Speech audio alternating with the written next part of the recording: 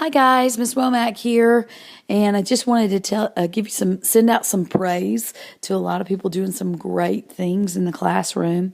I wanted to also as we prepare for our test, and this will be our final review, we're just going to clear up just a couple of misconceptions, and then we're going to blaze through this test like nobody's business. So we have red. And you guys are doing, like, on this problem, you're matching red, the probability distribution, or a 40%, with the 23, just doing a beautiful job with that. You read the question, you're like, hey, red with red, yellow with yellow, and green with green. Doing a great job with that. Just want to send out a shout out. You're also seeing that all of the probability distribution cannot exceed 100%, and you're doing a great job with that. And you're taking the ones that are given, subtracting them from 100, like 100 minus the 40% of red gives you 60, and then 60 minus the 15% will give you the rest of the wheel, which means it's going to the green. And you're also kind of picking up on loses, meaning that you've got to subtract. Good job.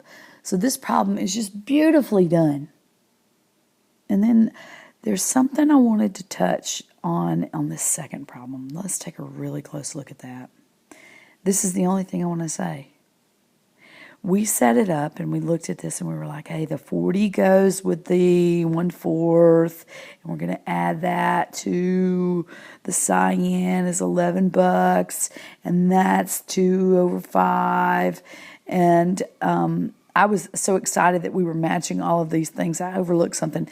And you guys even took those two fraction probabilities and we're able to, if you use the Casio, is probably the easiest one. When you do 1 minus 1/4 minus 2/5, you ended up having 7/20. Great job with that. And also putting on there that those people would lose $17 to play.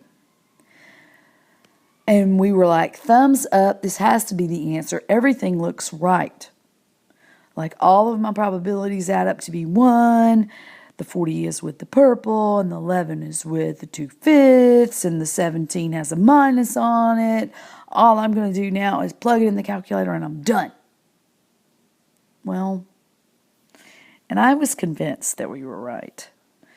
But then I started thinking about it and looking at this, and I was like, if you win $40, do you really win the $40 if you have to pay $17 to play? And I was like, uh-oh, we might have messed that one up just a little bit. I'm guilty as sin. But we really need to actually go back and subtract that $17 out of this money, which would actually mean that you're really only winning $23 instead of the mother load of 40. Now, if you think about it there, also think about it at the $11, the person that's getting the payout for $11, didn't they just pay 17? So make sure if you see something like that, watch it close. Anytime someone's paying out, this is actually going to not even going to be a win at all. It's going to end up being a negative number.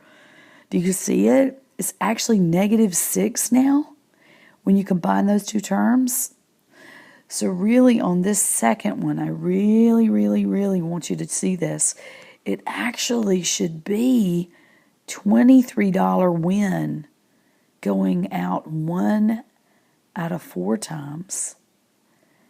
And there's actually no money at all being awarded on this second one. Really, you just got finished paying 17. They're only giving you 11 back. You're in the bad, $6. And how many people? 2 out of every 5 people. That's the probability. And this one's also minus 17. Now, when you put this in your calculator, It's going to blow you away. I did not catch that one on that first video, so I wanted to make sure we spent a little bit of time catching this one. Now, when does this actually happen in a problem? Because, I mean, we all saw it and we were all convinced, even me, that we were right.